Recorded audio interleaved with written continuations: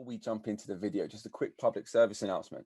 Around 65% of you aren't currently subscribed to our channel, but you're watching the videos. Now, we appreciate the support. We appreciate the love. We appreciate the love on all socials. If you are going to watch our videos, please give the video a like and subscribe to our channel. We are gradually growing. We're up to 60 subscribers now. Yep, 60 subscribers. That means 60 people are actually watching our videos for some reason. But yeah, in the meantime, enjoy the video.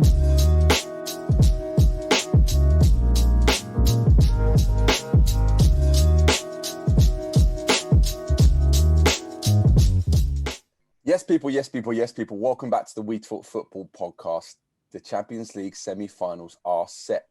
Kwaku, what did you think about last night's game, man?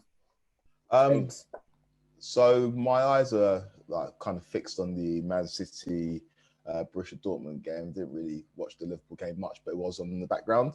I don't know, it was a good effort. It was a valiant effort from Borussia Dortmund, who were missing a couple of key players, mainly Jadon Sancho.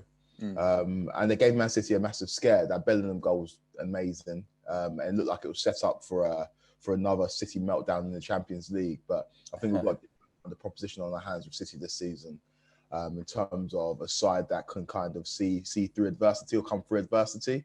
So it was an interesting game. It was a good game, but ultimately City's strength and depth kind of saw them through, and we saw the emergence on the big stage of two amazing English talents in Phil Foden and Jude Bellingham. Yeah. So great platform for them. It was a great night for England in terms of those young prodigious talents. And yeah, it was a good game overall, man. What did you think about it? Yeah, great game. Like you said, there were large portions of the game where I thought Dortmund were going to go and take over, especially in the first half. They looked really dangerous. Yeah, Jude Bellingham. I know it's a meme at this point where everyone's saying he's 17 years old, but he is so talented, so talented. Like, he's the kind of 17-year-old that you would take to the Euros and hope wouldn't even be a cameo role. Do you know what I mean? Like, he can play for us.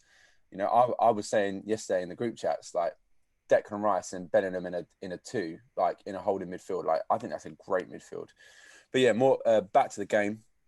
I think it's interesting. You know, Haaland has scored against every Champions League team he's played against, apart from Man City now. Yeah. It's a crazy statistic. Is this the sign that he needs to go and join Man City? But it's a crazy one. I suppose it sets up the next rounds quite well. Obviously, with Chelsea playing Madrid, after Madrid obviously drew with Liverpool, and PSG drawing City. There was the Phil Foden tweet. What did you think about that? I love it. I love the element of competition. In terms of Phil Foden really going for the neck of Kylian Mbappe. And it just, I don't know, it just creates a buzz around the game. Do you know what I mean? It just adds an extra bit of spice to it.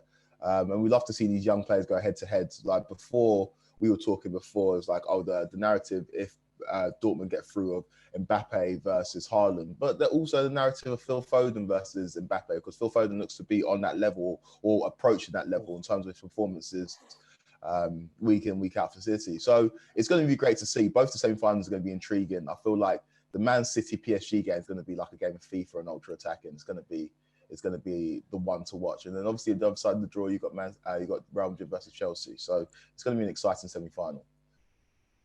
Yeah, I'm really torn about who I want to win the Champions League, because, you know, I really would like to see City do the quadruple. You know, just from like a generic football fan, I think that's an unprecedented thing. That's obviously never been done before. And I think, yeah, it'd be just incredible to see that happen. But then at the same time, I'd quite like to see PSG win it as well after they failed last year. And, you know, it's like almost their redemption year. It's going to be a crazy tournament. Obviously, you're biased. You want Chelsea to win it. And I think you've got the more favourable draw. If I was going to play anyone in the Champions League right now, if I'm Chelsea, I'd probably pick Madrid. But it could be the return of Eden Hazard to Chelsea. What do you think about that one? Well, yeah, the return of Eden Hazard and Thibaut Courtois. I'm not excited to play Real Madrid, just because we never draw them in the Champions League. We're always drawn against Barcelona if we're playing against a Spanish team, or Valencia or Sevilla, but we never draw Real Madrid. So I'm excited about this tie, and I feel like you say, out of all the teams left in the draw, Real Madrid are probably the ones you pick. So obviously they're going to be difficult. I think Zidane just knows how to get through big games. Like yesterday, it wasn't necessarily the most exciting game against Liverpool, but it didn't need to be. They just needed to get through. And they stopped Liverpool scoring at Anfield, which again, this season might not be the biggest task, but they got the job done on the big stage. And Zidane's got 3 of these under his belt already. So I'm not going to take Madrid lightly. It's going to be a tough game. But out of all the teams left in the hat, Madrid are the team that I'd like to draw. So yeah, it's going to be a good game. Eden Hazard, if he is fit, it'd be good to see him back at the bridge. Thibaut Courtois, the snake. I'd love to see Timo Werner bang a couple of goals past him. But yeah, I'm excited about the draw, man. It's going to be, and also what I'd like to say is that the permutations for each manager involved in the last stage of Champions League is massive. So if Poch at PSG wins the Champions League, his first ever trophy, kind of validates him as one of the best managers in the world. You see at Real Madrid, Zidane can get his 4th Champions League, which would be unprecedented. You see Tuchel taking over Chelsea halfway through the season. Can he get that done? And can Pep win the Champions League and possibly win the quadruple for Man City? So whoever wins the Champions League this season is going to be a massive deal. So yeah, real excited, man. Obviously, what's your final then? Who are you predicting to be in the final two? It's going to be a Chelsea PSG final. Oh, you don't back City, no? It's not that I don't back City, but like they made hard work of it yesterday against the Dortmund team who are not even in the top 4 in the Bundesliga. PSG have just got weapons, and if Neymar and Mbappe are fit as well as Icardi comes back as well, they're like PSG look like they've got the bit between their teeth, and they won the kind of ridiculous after last year's failure in the final. So I think PSG are going to have enough to see it through against City. What do you think about that? I agree, but I also think City have got a set between their teeth. You've only got to look at the way Foden celebrated yesterday. They look hungry to win the Champions League. That's why I'd be happy if either of those won it.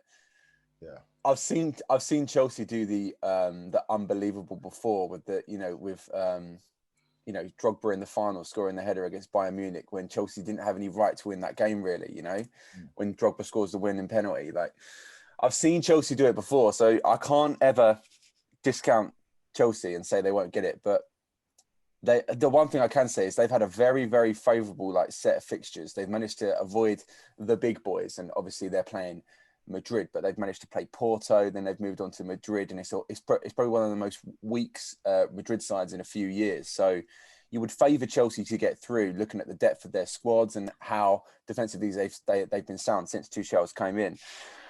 I'm going to go with an all-English final, Chelsea and City, just because I think City are so strong. Like as much as you were saying, like PSG have got something between the teeth, Man City didn't even look at the races for parts of last night, and they still managed to win.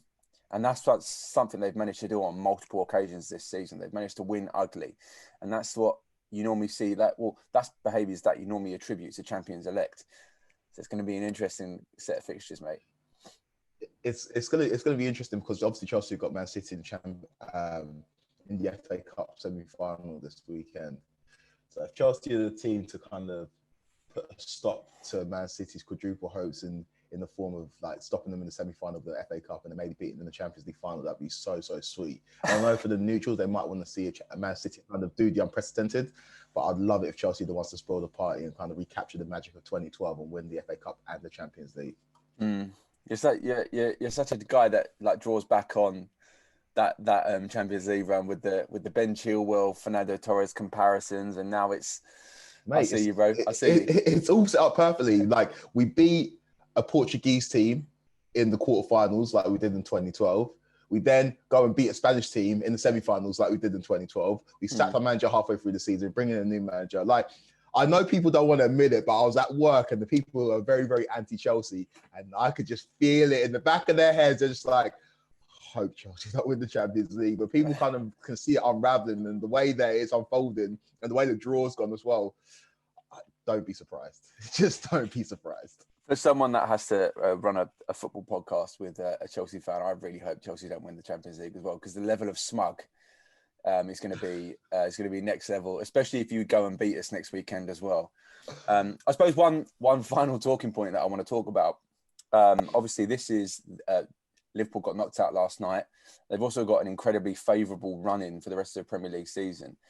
Is this the point where Liverpool look to assert their dominance and get back into the top 4? Do you know what? I just think there's something broken at Liverpool. And we talked about our predictions for top 4, and I said City, United, Chelsea, Liverpool. Seeing Liverpool in spits and spurts last night, I just don't think they are good enough. I don't think that. I think there's something broken there.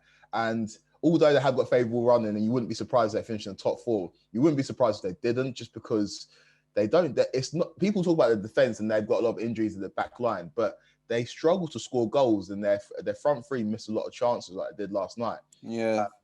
So I don't know, man. Like you'd favour them because they're run, but there is something broken at Liverpool. Do you know what? I'm going to say it with my chest. I actually think Liverpool are going to get third now. After our recent podcast episodes, I've gone away and looked at the running fixtures for every team. Liverpool's run-in is very favourable. West Ham have got a fairly favourable run-in. But Chelsea and Leicester, their run-ins are both difficult. And then with Chelsea, you're fighting on three fronts at the moment. So I think it's not a set that I think there's four teams that could easily finish in the top four at the moment. Obviously, you've got the dead sets in Man United and Man City, but the other four, I do really think it's up for grabs. And if who's to say Tottenham won't win every game for the rest of the season? They probably won't. But do you know what I mean? Like, I think those four teams, I think it's all up for grabs. And yeah, like if West, for example, I always manage to talk about West Ham, but if West Ham managed to beat the teams that we've got to play for the rest of the season, bar Chelsea, and we lose to Chelsea, I still think we have a chance to finish in the top four, just because I expect Chelsea to drop points throughout the rest of the season. And if they don't, then they deserve to finish in the top four. Do you know what I mean? But I think, we'll talk about this in another episode, but it's going to be a tough one. But in the meantime, guys, thank you for listening. Where can they find us, Quakes? Okay, so on Instagram it's at We Talk Football Podcast. On Twitter it's at WTF Podcast 90. We're on Apple Podcasts, we're on Spotify. We're also on TikTok, like I keep on mentioning. We're doing features. I'm going to actually put a new TikTok up today of a pack unveiling. Like I said, we're collecting football stickers for Euro 2020. So keep your eyes peeled for that and follow us on TikTok at We Talk Football Podcast. And yeah, we'll be back with more videos very, very soon. We're back tomorrow with an Arsenal video. We're going to talk a little bit about the Europa League. Get it out eventually. But yeah, thank you guys. Catch you tomorrow. Awesome.